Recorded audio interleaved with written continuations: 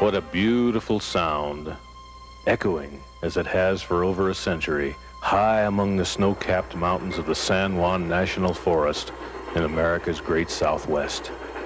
It's the whistle of a steam locomotive, and her year-round job is to pull a famous and historic passenger train, the Silverton.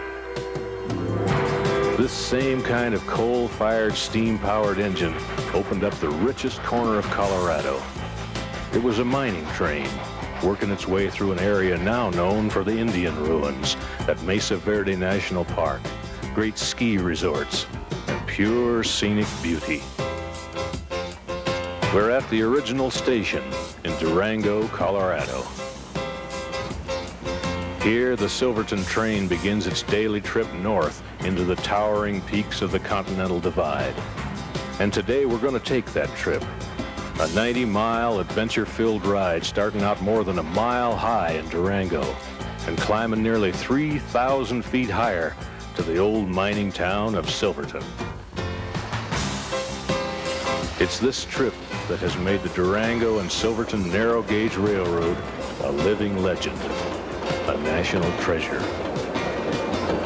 Dawn is just breaking, and things are getting underway in the roundhouse.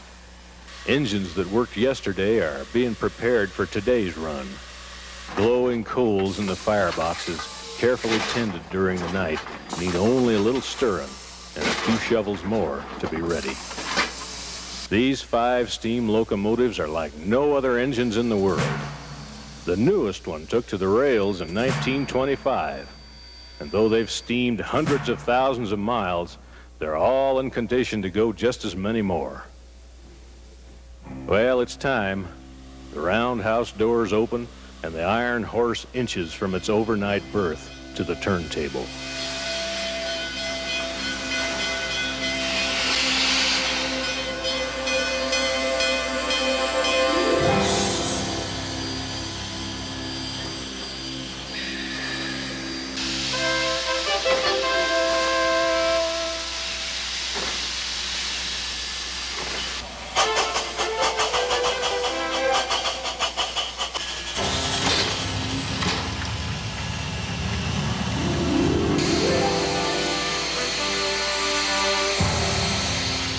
Meanwhile, the crews are busy with the last of their preparations. The tender is heaped with coal.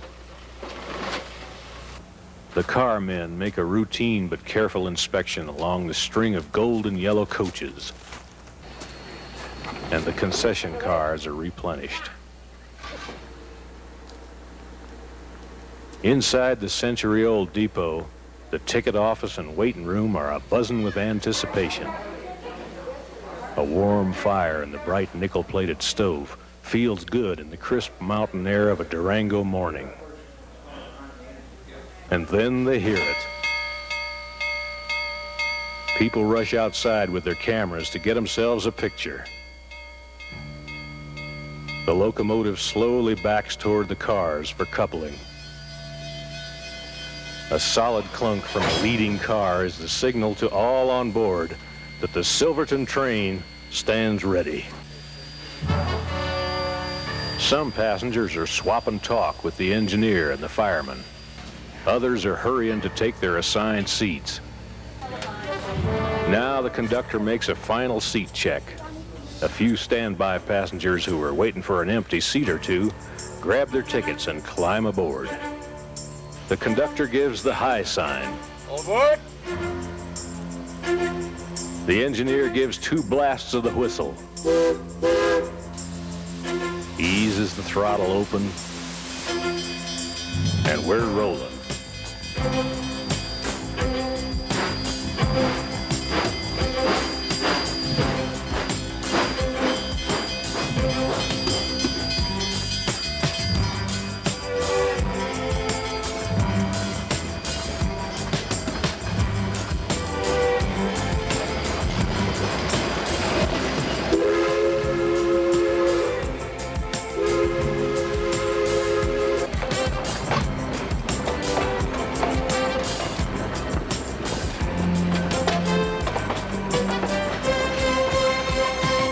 the Silverton cautiously crosses the downtown streets, it's easy to understand why Durango is called the narrow gauge capital of the world. Whistles for each street crossing are answered by waves from townspeople all along the track. This historic city has preserved a lot of its Victorian charm. With its colorful past and surrounded by awesome natural attractions, Durango offers a complete range of vacation accommodations to visitors from all over the world, and in all 4 seasons. Picking up speed now, the coaches begin that gentle sideways rolling motion, characteristic of early railroads. A few steps in the aisle, though, and you'll get your sea legs and roll with the rhythm. Walking around, you'll notice the cars on this train have a little variety. There are the regular coaches, of course, and some open-air gondola cars, which let you have a big sweeping view. Concession cars, and a parlor car, too. Up ahead of all this is the engineer. His skill and experience got him the job and the glamour of running the locomotive, but he's not really the one in charge. It's the conductor, the man taking the tickets, who's in command. He's got the responsibility for making this trip safe, enjoyable, and on time. He's also the man with all the answers. Few passengers can ask questions about the Silverton that'll stump the conductor. The first of 5 strong bridges brings us to the Animus River.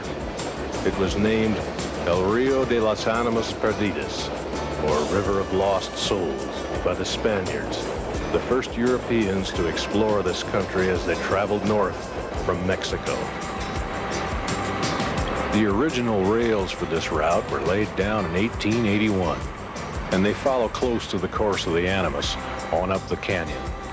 High in the mountains, rain and melting snow form countless clear and rushing creeks that become the headwaters of this river. Many of these sparkling streams will be crossed as the train heads to its destination.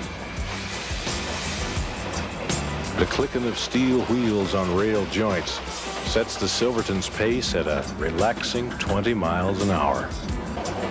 Just about our top speed for the day, through this fertile highland with its farms and ranches and a growing suburban population.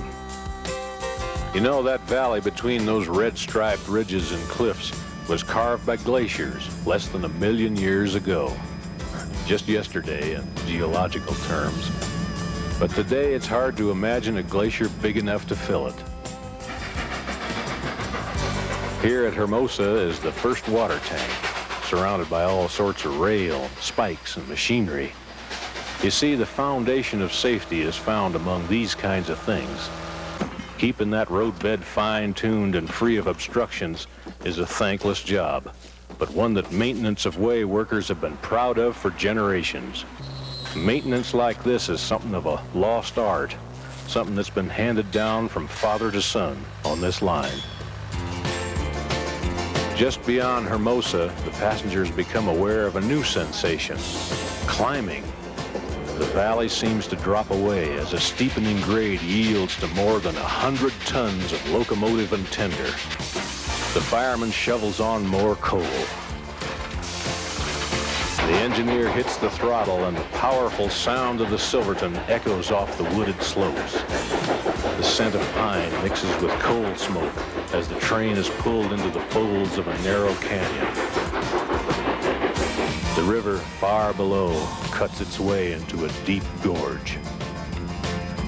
Down there is Shalona Lake. That means we'll soon be pulling into the old frontier stagecoach stop at Rockwood. This meadow, surrounded by high cliffs, is as far up the tracks as today's automobiles can take us. From here on to Silverton, it's up to these locomotives to get us through the mountains.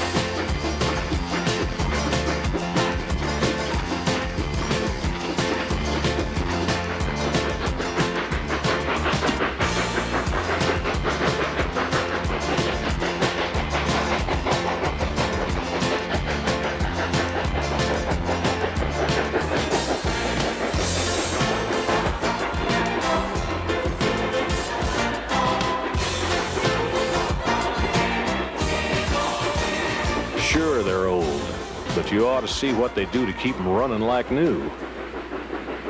Ever so often, things have to be replaced, but there's no way to get parts for engines this old, so they make them right here. Now, this is not your run-of-the-mill machine shop. These folks do complete rebuilds, using tools as big as the job itself. It's all done to keep the engines running sure and strong for years to come. As we come out of Rockwood, the train seems to pull in its elbows, and we officially cross the line into the San Juan National Forest. A few seconds later, passengers on the Silverton get their first look at the incredible Animus Canyon Gorge. The cars wind around a sweeping curve, and then, slowly, the train moves out onto the spectacular highline. Up here, the rails cling to a narrow ledge 400 feet above the raging Animus River. It's hard to believe that the roadbed here was blasted from the cliff with black powder by men dangling from ropes more than 100 years ago. Just as we're coming off the High Line, we enter a heavily forested area. And just the other side of this, the Animus River comes up to meet us, and we cross a 130-foot-long bridge. I imagine old General Palmer and his boys had a time building this one. Yep, William Jackson Palmer built this line and all the rest of the Rio Grande Railway. To service all this mountainous territory, his trains would have to go where tracks had never been laid before. Sharp curves and steep grades were impossible for the big flatland trains, so everything had to be built smaller. The locomotives were built to run on rails set just 3 feet apart, and that's why we call this a narrow gauge railroad. It was the only way through these mountains then, and it's still the only way to see this part of the country. This is true wilderness, so don't be surprised if you spot some deer or elk in there amongst the trees. One passenger even saw a mountain lion, although I should mention he saw it from the parlor car. That's the only car that serves libations, you see. And it's called the Alamosa, one of the oldest on the line. And I guess it's fitting that one of the oldest cars is the one that brings out the most interesting stories. When the passengers aren't telling them, the bartender is more than happy to let go with a few. And the ghosts on Myers Avenue still boast of the bath he took. Old Bathless Bill lived on Bull Hill, 2 miles from Cripple Creek, and he struck it rich in an open ditch where others scorned to seek. It was near midway, at about midday we heard his joyful shout. Muckers, skinners, and dance hall sinners all came a-running out, and there Bill stood, with gold as good as any ever found, and damn his hide, his grin was wide as he passed the stuff around. There was plenty. The Alamosa and every other coach on the train has a story to tell. Originally built for the Denver and Rio Grande Railway, most of them had been stored in the Durango yard, but some were brought in from other parts of Colorado and states beyond. Their reconstruction takes place in this building, called the car shop. Here they get completely refurbished and carefully tailored back to their original blueprint specifications.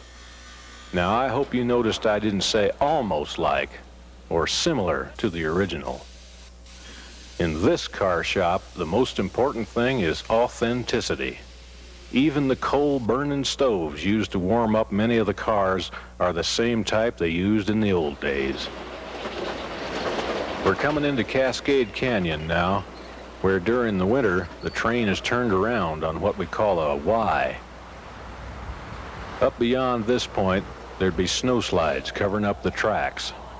But from here on back to Durango, folks who ride the Silverton from November to May get a special treat. Narrow gauge railroading in the silvery San Juan winter.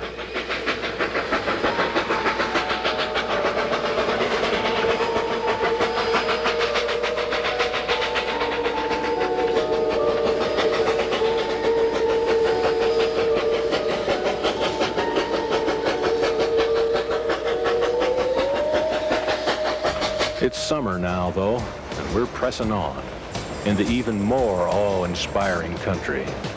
One more time we cross the Animus River and enter the land of the glory holes, abandoned mine shafts from long ago.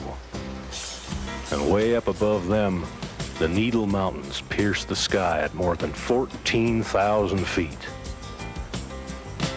All the timber they needed for mine and railroad construction was cut and floated downstream to a sawmill, which was once located here at Teft. Now the Silverton is the only way to see all this close up, but we nearly lost her. You see, along about the 1920s, automobiles were starting to move around, and things got fancier and faster. That made the train less attractive. By the middle of the century, most of the narrow gauge tracks around Colorado were being torn up, and the Silverton was in line for the same sad fate. The people of Durango and Silverton fought abandonment by the Denver and Rio Grande for years. But in 1981, one man put that fight to rest.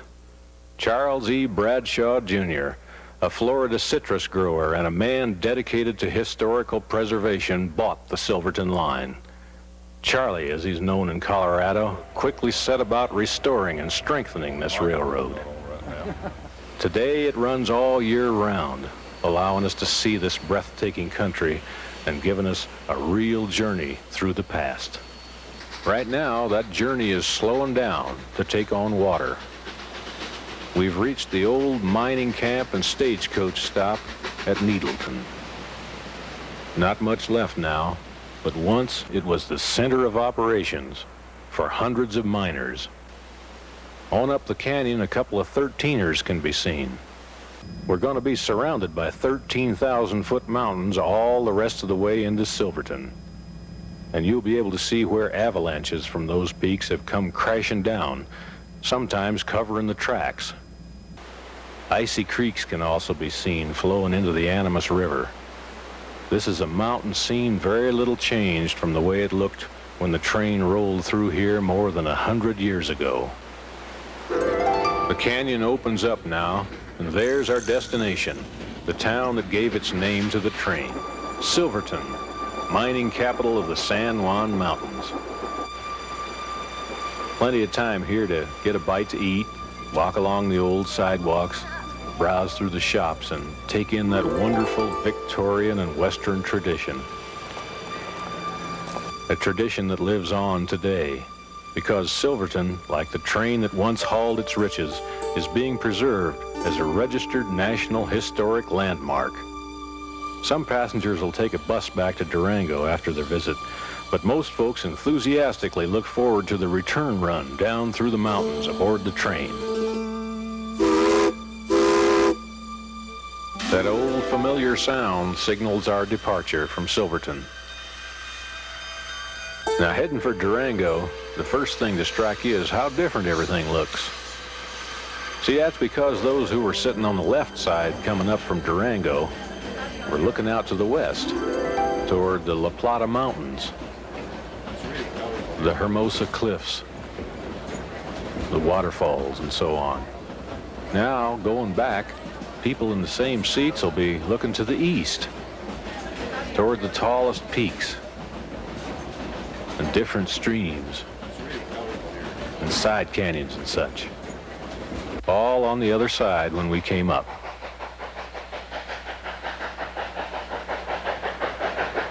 You know, riding this train, it's easy to think you're on another kind of trip, one of another age. And looking out that window, you can imagine you've drifted back 100 years in time. The steam locomotive up ahead, the rhythmic, restful roll of the coach, the clicking of the wheels on narrow gauge tracks, and the unspoiled wilderness outside. All is today just as it was a century ago. And on the Silverton, it'll stay that way every year, all year round. Those glory days you never got a chance to live are still waiting for you on board the Silverton. She was born one morning on a San Juan summer back in 1881. She was a beautiful daughter of the D&RG, and she weighed about 1,000 tons. Well, it's a 45 mile through the Animus Canyon, so they set her on the narrow gauge. She drank a whole lot of water and she ate a lot of coal, and they called her the Silverton. Silverton train.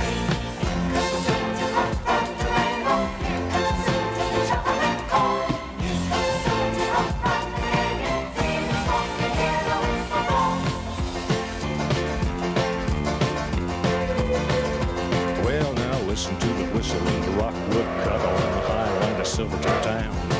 And you're gonna get a shiver when you check out the river, which is 400 feet straight down. Take on some water at the Needleton tank and then struggle up a 2-5 grade. And by the time you get your hide past the snow shed slide, you head right on to Silverton. Silverton train.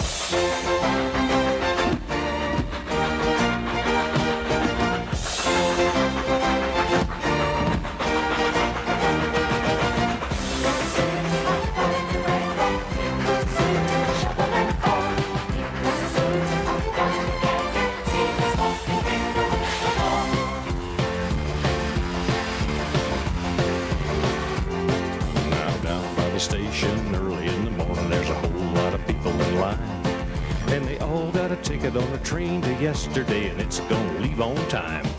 Well, it's a 45 mile up the Animus Canyon, so they run her on the narrow gauge. She takes a whole lot of water and she needs a lot of coal, and they call her the Silverton. Silverton train.